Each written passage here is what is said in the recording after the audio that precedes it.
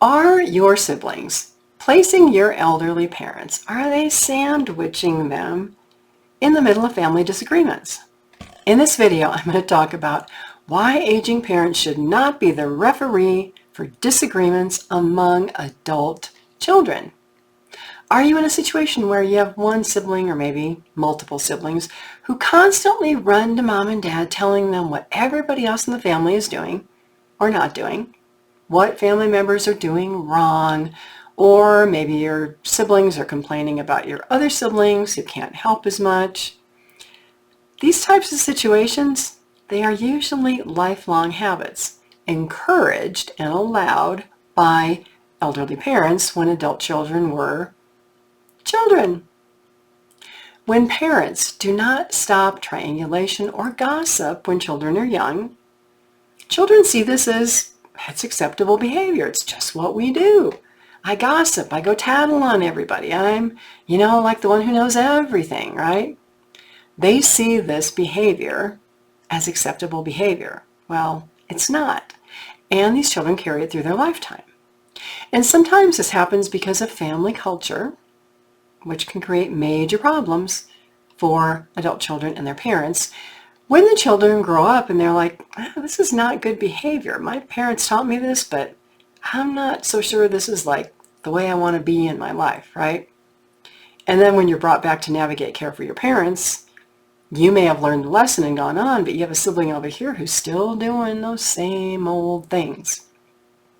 Well, I can tell you in my experience working with families and older adults and adult children caregivers, culture and things that elderly parents learn from their parents create relationship challenges that pass down from generation to generation to generation, unless you are one of the adult children who says, you know what, I am done with this bad behavior.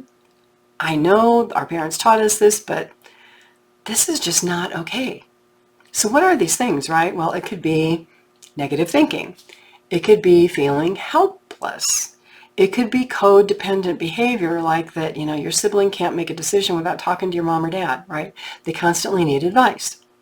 It could be what parents do, right? Sometimes they pit family members against each other. Their siblings against each other because their parents did it, and then their children against each other. So maybe you and your siblings never got along because your mom and dad kind of promoted that, as crazy as it sounds.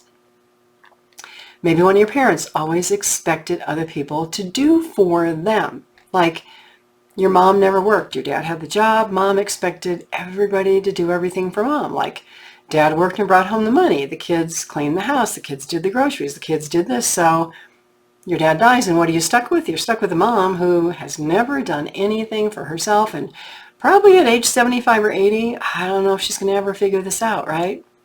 Parents teach children manipulation. They teach them bad habits.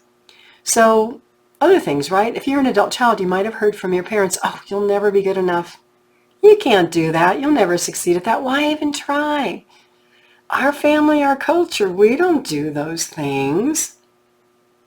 Well, fortunately, some adult children learn this, and they identify and they work through these issues, and they're like, well, yes, I can do that. And you know what? I have friends from different cultures who are doing this, so I don't know why our culture can't do it. Tongue-tied today. You have to get outside of sometimes your family and your culture and get into the workforce and a different school to see that, there's a lot of cool things that happen out there in society, and there's a lot of people doing things that, oh my gosh, people in my family would have never thought to do.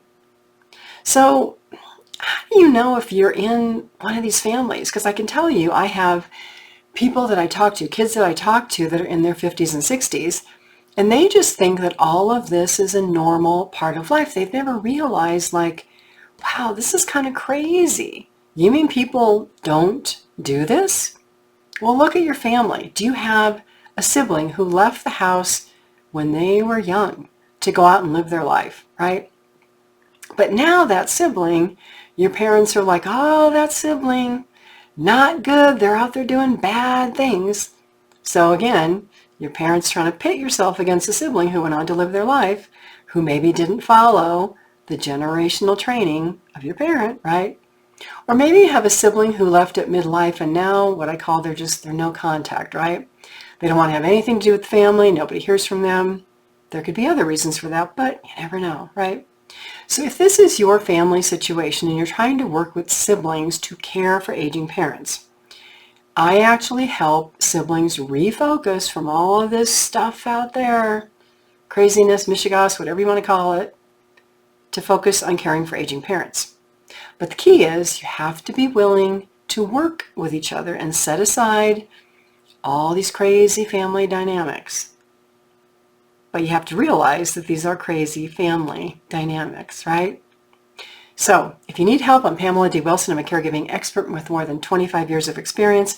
My website is PamelaDWilson.com. There are links down below this video to my website. You can learn how I help caregivers and aging parents through family conflict about health care and legal matters and financial matters and caregiving.